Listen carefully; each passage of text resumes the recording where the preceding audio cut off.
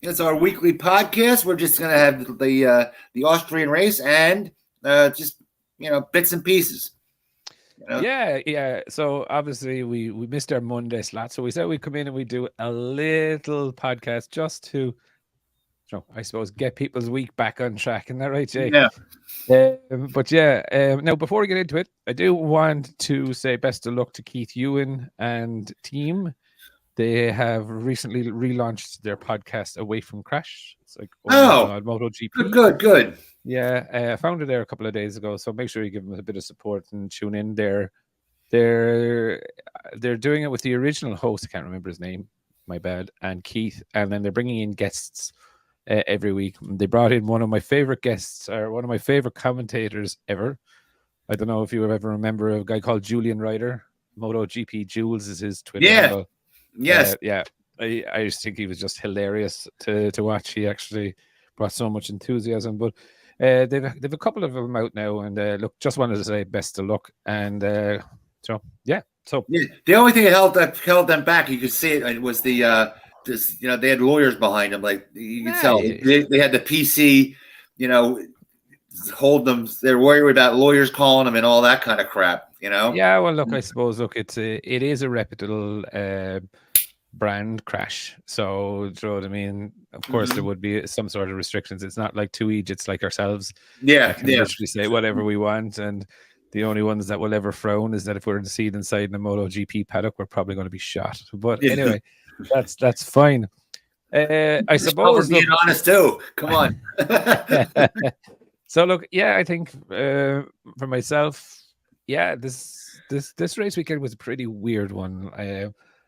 I suppose people mainly heard video yesterday about my rant about the stewards, and like, I'll be honest, like, they really genuinely pissed me off, right? And I get pissed off so badly about it. Now, just to put it into context for people, I was a clerk of the course in go-kart racing, right? I fully understand that being a steward or being an official member of punishments and all of this shit, right? You're never going to make anyone happy. Never, right? You can't make everyone happy. Your job is to enforce the rules that are out there. Do you know what I mean? And sometimes you have to make, there's gray areas, and that's fine. But the level of, for me, I find it just frustrates because it takes an awful lot away from the sport. Like, we had Pecco touching the line in Silverstone, nothing done. Binder was fucking screwed in Assen, wasn't it? Yeah, I wonder about that green line, the sensor that goes in there, because does it go into the pavement? I have to find out, or is it something? I believe it's like I believe it is a small sensor. Yeah. Now, is it a pressure sensor, or is it a pressure sensor, or is it a light sensor? That I don't know. But like, he was clearly, in my view, he was off, right? But then, they're saying, oh, he wasn't close enough to make an attack, so that's why we didn't penalize him. Very same thing with actually in last weekend's race in Austria and Sunday's Moto2 race. Acosta touched the green line on the last lap. Now, he was behind Vietti or whatever his name is, and he wasn't penalized because he wasn't close enough to the rider. So for me, I'm like, okay, so you can... But the sensor didn't go off in Pecco's case, I read. Yeah, they're saying it didn't go off, which is probably fair. But again, like, realistically, two guys are battling for the fucking race, right? If you're trying to carry more speed around a corner than someone, you're going to run a little bit wide. If that person is already running wide, how are you? Look, it's... If he's a foot off, you're like, all right, okay. Yeah, right, yeah. Do you know what I mean? Like, there is no room. Now, saying that, if we really wanted to be arseholes about it, right? The curb is technically not part of the racetrack. Right? You're on the curb, you're supposedly out of control, right? So the racetrack is defined by the white lines, and that's a rule. So if you go outside the white lines of the racetrack, you're technically out of bounds, right? So but it's just for me when they're doing that, and then they don't take any notice of it, and then with all the modern technology that they do fucking have, right? Yeah. One fella steams up the inside, takes someone out. Like Martin was never going to stop, right? He was never going to stop He unless was he never dropped making us. that corner. No. I do think Maverick, I won't say he was 100% at fault, but he did squeeze the corner, right? Yeah. And for me, the stewards then to say, "Oh, we can't make a decision." How the fuck can you not make a decision? Do you know what I mean? How can you not make a decision? You could make a decision that Fabio bumps the fella off, and he did. Fabio deservedly, he hit him. He caused your man to crash. Done. Right. Did he intentionally hit him? I probably don't think so. No. But he gets long lap. Martin then hits Marini. Did he mean to hit him? No. Did Marini want to give up the space? No. Did Marini hit the gravel? Yes. Was there a penalty? No. And it's like, how the fuck do you actually... Yeah. Like, do you feel guilty cashing your paycheck? Like, because you're just so inconsistent. Like, do you actually feel guilty about doing a shit job? And as you can see, I'm very animated. It took me like 3 days to make the video because I'm really annoyed about the stewards because it's just taking away from things. Like, I don't want to see people penalized, right? I want to see rough and tough racing. But if you're going to do Jack Miller for picking up someone, do you know what I mean? And not even really properly touching them, just like, you know, like a love tap, right? It's just like, okay. So then I'm like, all right, Martin gets a penalty and he gets a fucking long lap for the next race, right? Mm-hmm. Which he can practice the following morning in morning warm-up. Now, he crashed when he did it, right? But so I think kind of karma, right? But what fucking good is a penalty if you can practice it? Yeah. I agree totally. So if you go in there the first time, just to cut a penalty down. Yeah, so if you can go in there the first time, it's going to take you longer than you go in there the fifth time because you're going to be used to exactly how it goes. And this was the same, and I mentioned this last year in Silverstone when Fabio was practicing his thing. So if anyone says that I'm a Yamaha fanboy, all this stuff, I said the same thing last year. Like, a penalty within a race is a long lap, in my opinion. Right. But a penalty for the next race is a grid penalty, a ride through, whatever it is. Like, it's just fucking infuriates me that riders are being treated like that. You know what I mean? Like, the thing is, it's so inconsistent. It's like we had Taka, and then you had Marc Marquez on multiple, occasions just bashing into people, right? So any rider can now turn around and go, you set a precedent. Oh, what are you busting my shoes for? Look at this, right? No, saying that, right?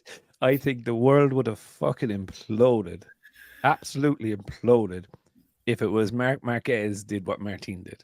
I think they would just like poof. Oh, everyone would be like, Marquez's case, and I'm a Marquez fan for his riding skills. I can understand it. Like you've had this coming. You know what I mean? This is a payback.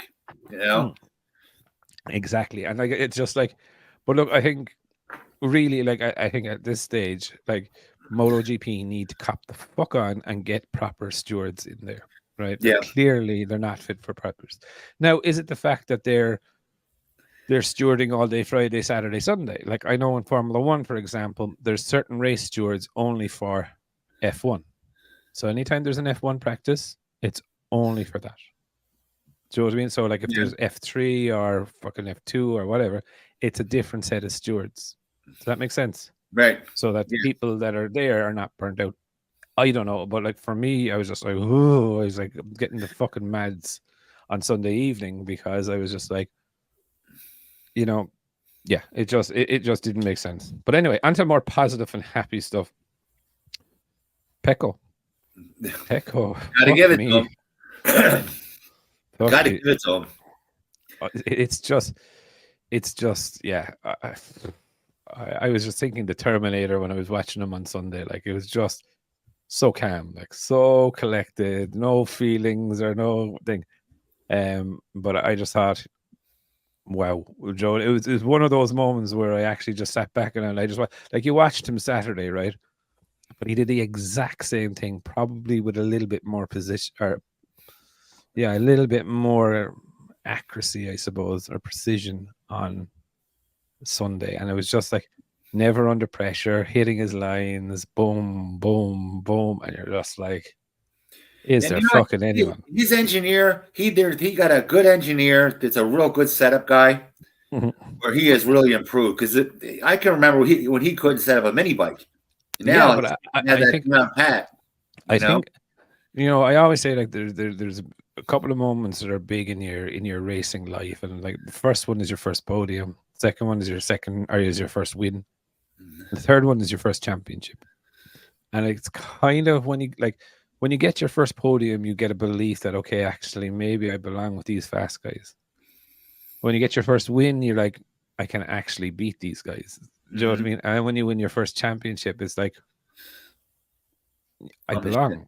Now it comes with added pressure, right? I always believe to legitimize your first championship, you have to win a second, right? So it doesn't mean that but it means the thing. But I think in the way Pecco won it last year,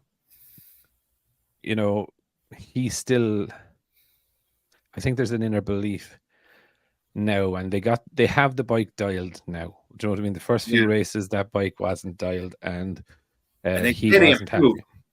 And then he improved once, and then he improved once he settled. The bike settled, and he's gone on his merry way. And I think, it's classic now. Like you don't worry on a Friday if Pecco's slow. Yeah, you don't. You just know he'll have it figured out. Is that data from the other bikes? Probably. Do you know what I mean? From the other four, well, it's eight bikes, but yeah, but you can only use 3, right? But you can see, yeah, realistically, and you can see from how Bastianini is struggling. That there is what is up with him? There is a big difference in the feeling between the bikes. So, look, I think for Pecco, he's just fucking amazing. To be very honest, Binder always said he was phenomenal. If he I will be honest. On new tires, no one can stick with the KTM. But as soon as that tire drops, KTM is gone. No, that's just my opinion. But I think he was really, really good, really solid. Polo Espargaro, I have to say, fuck me in the sprint race. Now, I know people went out and stuff like that, and there was issues. But like 6th place is still a good thing for him. So I was really, really, really interested. But for me, you realize KTM... You look at their setup. First off, I'm always amazed that they're still being able to get away with using a steel trellis chassis because it's so old. That's heck. But everything they have is new. They're out there like a lone island, okay, getting the job done. They're cooking bottle washer for the everything on that bike. Yeah, no, and look, I was looking at things there about it, right? Being honest, and I was like, I know I've always said KTM need to go to Öhlins and this, that, and the other. And probably at this stage now, they probably have 6 or 7 Öhlins techs building their WP suspension with them, right? So it's So it might as well be Öhlins, right? But saying that, like, you do credit them for going their own way and not conforming to everyone else, and it's good. But I still. They're just missing that little bit. Now, Pit Byra and Guidotti have come out and said that they target the 2024 championship for Riders' Championship. Really? Yeah. Now, I just don't know with Brad and Jack, do they have that combination, personally? Hey, and know who owns controlling interest of KTM? Who? CF Moto. They bought it in 2000. This controlling interest in 2013. The FIM always has that mystery factory. I wonder if it's KTM. I mean, it's CF Moto, because they're itching to get into racing, and now they're coming out with 1,000cc V4. I don't know. It's a big step to come in, and I don't know. They're going to come in under I think it'd be under different regulations, if I'm honest. But yeah, and then I suppose we have to talk about the flipping Frenchman, Zarco. Yeah. I knew it was going to happen. I didn't call that one. I knew that was going to happen. Like for me, the way I see it or saw it was that, right, everyone was fucking already talking that he was gone, right? So he wasn't feeling the love from Ducati anymore because everyone was talking about replacing him.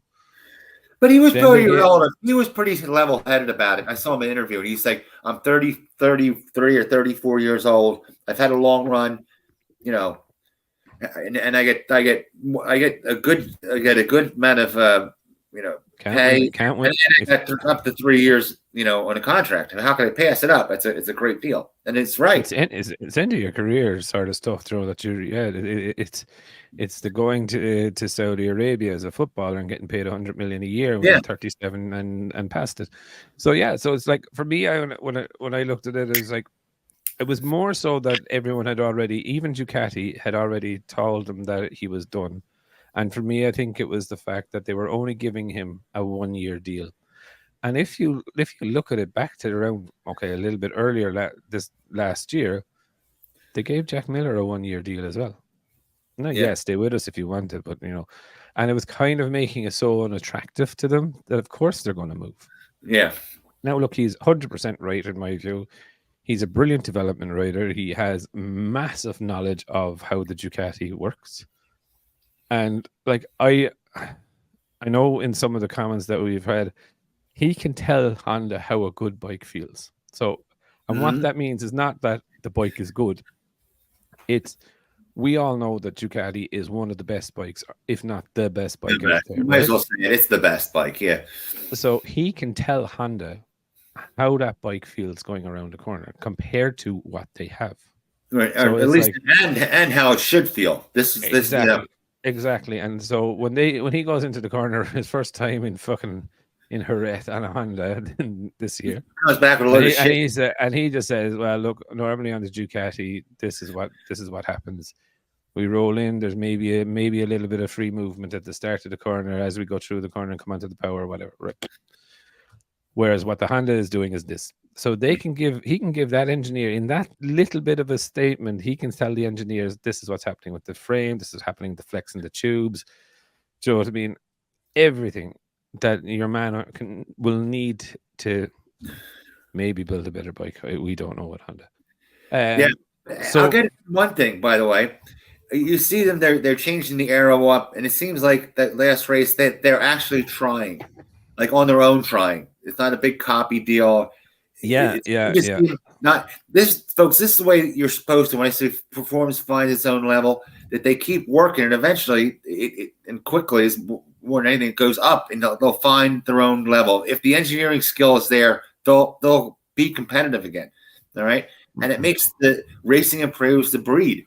Not only does the bike get better, but the engineers get better, and their production bikes getting better. Because God knows Honda needs better production bikes too. If you're talking the last third bikes. Yeah, well, look, we'll stick to the MotoGP bikes, right? Because that's the ones that we can definitely comment on, right? And I think you're bang on, right? I think the aerodynamics that Honda brought in, while they are similar on the front pods, right, or the front wings, the side wings are very different to what others are the side panel of. And I'll give that to them. And you can definitely sense that there is an aerodynamicist or an aerodynamic team now working within it. So I'll give them kudos on that, but they have a long, long way to go. Aero is not going to solve the problem. And the more aero they put on, the more they're actually increasing the problem of what Marquez said about that, the fact that they have no acceleration coming out of the corner. Oh, yeah. So here, at least they're working on their own. It's not like they're going, I'll hinder somebody else's hinder somebody else's tech, and we'll get it banned and all this other bullshit and lying through their teeth. That's what really gets under my skin. Yeah, look, it's for me like they're doing far more than Yamaha. Do you know what I mean? I know you're tough on Yamaha because you're a Yamaha fan. I think Yamaha just they held out too long with the inline four. Even though I once like to see the inline four keep running. Yeah, but even with the aero updates that they brought, right? Like they've only now brought in the front aerofoil properly, so they got it right. The downward ducts at the side of it, like that was fucking brought in at the start of 2021.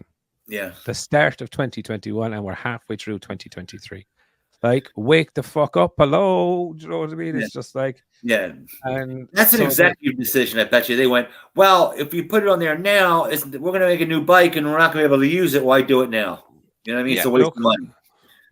Yeah, but look, I suppose look, they're just very, very far behind. And they've called themselves out, which is good. Gives me a little bit of hope.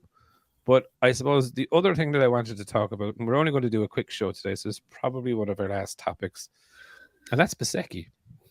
Now, there's a couple of things there's a couple of things that I was watching after this race weekend. Firstly, and foremostly, Valentino is very involved in the decision making here with Bezzecchi. And Bezzecchi has come out and said, Valentino doesn't really want me to move. I'm very happy here. Yada, yada, yada, yada. Now, the other thing that I noticed, and I don't know, did you notice this, but after the race on Sunday, Pecco was on one side and Bezzecchi was on the other side, and Valentino was in the middle on the racetrack when they were all celebrating. And Valentino was fucking like a fucking fly to shit all over Bezzecchi, hugging him, kissing him, this and that and the other, right? And he was barely. Now he was talking with Pecco and whatever, do you know what I mean? But the love was definitely towards Bezzecchi, right? And I was just like going, do you know? And thinking about it, then I was like, for me, what Valentino is really, really worried about is controlling Bezzecchi's contract. Because if he has full control of Bezzecchi's contract, then he has control of Bezzecchi. Yeah. So if Vale wants to go to Yamaha, he can bring Bezzecchi with him. Oh, that would be a mess. That's a hard sell, though, buddy. That's a real tough sell. It is, but if he contracts him for 2 years and he decides next year to flip to Yamaha, he has to. Yeah, true. So I believe that the tug of war right now is between. It's not between will Bezzecchi go to Ducati. It's over Bezzecchi's contract itself. It's not about what team he will land in. It's all about the contract. They could put him into Pramac on a factory bike, but Vale wants to own his contract and not Ducati but if he goes to a factory bike, Ducati are saying we want to own the contract. Does that make sense? Yeah. Oh yeah. And he's like, hell fucking no, you're not getting that. You know what I mean? And then I was kind of thinking to myself, yeah, but does Bezzecchi want to jump off of the Ducati? It's given him such success. Right off so next year he's on a Ducati, regardless, right? So he's on a Ducati next year. So and he'll sign a year or 2-year deal with things. So but VR46 contract is up at the end of next year with Ducati. And if they didn't choose to go to Yamaha next year, he has to go because he's contracted with VR46. Yeah, but that's pretty simple, straightforward. Do you think his manager wouldn't see that coming and go, hey, listen, Yeah, hello, Jake. Yeah. Rossi is his fucking manager. That's the saying he was. I didn't know he was. I thought he was just VR46 Riders Academy. Say team manager, not no, VR46 rider manager. No, VR46 Rider Academy is his manager. Oh, I didn't know that. So that's why Rossi doesn't want to lose. So that's where I'm saying. That's why it gets so. Well, I find it very interesting because it's actually a tug of war over who owns the contract, not the rider. Do you know what I mean? Mm-hmm. And then, of course, with all of this happening, Zarco leaving, I heard originally Jake Dixon was supposed to go to Grassini because they wanted to get a British rider on there, but I don't think that's going to happen now. I think he's going to re-sign with Asper. Morbidelli could possibly take that Pramac Ducati seat. That's a shame. I think Morbidelli done. Look, I'd like to see him have another chance and just see, like, is it the Yamaha? Now, the other thing I would say about Bezzecchi going to Pramac, right? I just don't think Bezzecchi has enough experience yet in the top class to develop a bike. So if you look at how Pecco struggled this year to get the GP23 going, yeah. If he goes to the 24, is Bezzecchi better off getting on a bike that's already dialed in and fucking going, unless there's going to be a major jump in the Ducati next year, which is not really going to happen, to be fair.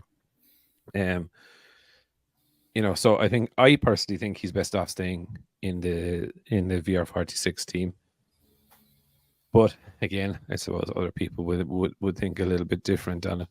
And then maybe Digi Antonio is free or is safe. Who'd you bring up? Tony Arbolino's not coming up. He's going to re-sign with Mark VDS. Mark Marquez. Yeah.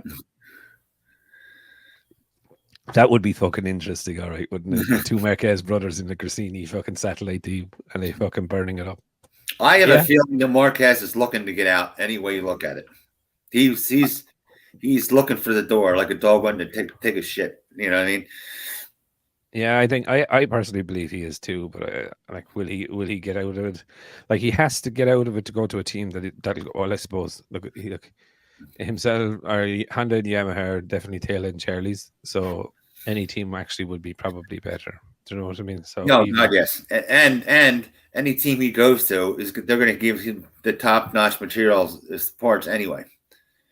Yeah, Cassini will suddenly have the latest and greatest parts. Yeah, well, the bottom dollar in that. Yeah. Look, I just think the whole Ducati thing, is the linchpin to what's going to go on and happen. So I definitely think it's going to be fairly interesting to see what does happen there. I think probably the next 2 to 3 weeks, like, because KTM deal, I know there was an article out on Speed Week just before or on Saturday where they were saying they shut KTM down again. That Dorna had another meeting with them in the Red Bull ring, and they're like, no, we're definitely not doing it. I still don't believe that that's a dead duck, and I really genuinely don't. I think I think KTM are pushing and fighting all the way to try and make it happen. That's what I'm talking about, that CF Moto deal, because like Dorna's holding on to this, mystery factory, and who is it? I mean, they seem like they're holding on to it for dear life, and it's like, who is it? And that CF Moto is the only one that has the money. All right, they've been working. They are KTM. They've had the controlling interest in KTM since 2013, so they have a tap in for the tech, right? Mm-hmm. They want to go racing. Yeah, maybe. I don't know. That's the only thing I can think of, because anybody else, I don't think Kawasaki's coming. I don't think BMW's coming. Sure, I think we. No, I don't think Kawasaki, BMW, definitely. Do you know what I mean? Yeah. No. So yeah, well, look, I think it's going to be a fairly interesting space over the next couple of weeks to watch out.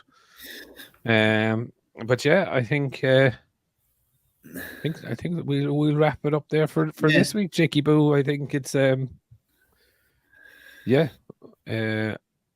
a lot still to go through, and I suppose we'll catch up again on Saturday or Sunday, and we'll go through it. But I think it's like there was a lot went on in that race weekend. Stewards, riders, rider changes, and I think there's a lot of still disturbance in the force. So yeah. All right. Yeah. Oh, when I say the CF Moto 450 beat out the Honda CBR CBR 500, one of the entry-level bikes, in the comparisons, all the comparisons. Mr. Honda got to be rolling his freaking grave the day the Chinese bike beat one of his bikes out in a comparison. I don't know, but look, I'm very old school when it comes to bikes, as you know, spokes and all, right? But like, I never, ever, ever in my life read a comparison. I never took with a grain of salt a comparison in my life, because I'm always like, how did that bike make you feel? No, this is coming. Here we don't even have. Get this. Here we don't have. Yeah. You used to have Cycle World, and like you have Bike, and where you're at, and Rider, Sport.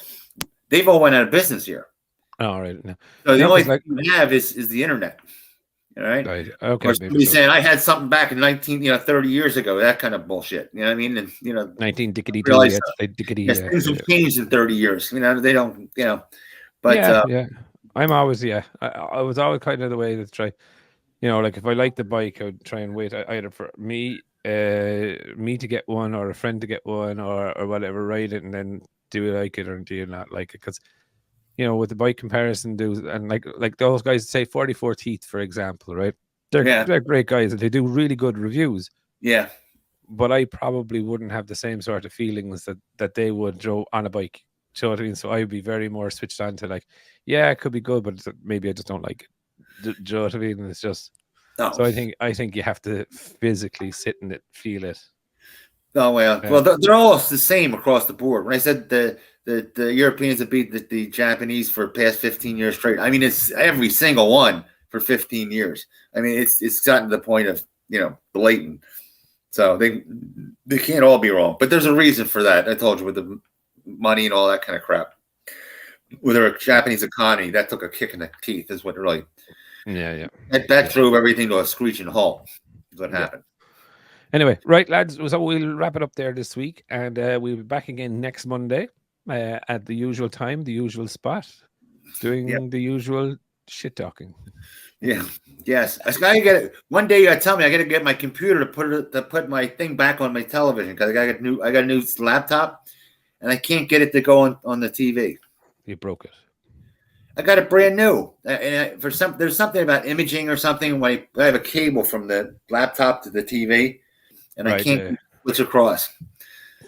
Oh well, we will have a very entertaining WhatsApp call, and I'll help you out. Yeah. I'll be like, "What the hell going on? What the hell? Stick it in the hole." Yeah. Anyway, peace out, everyone, and we'll see you all again on Monday.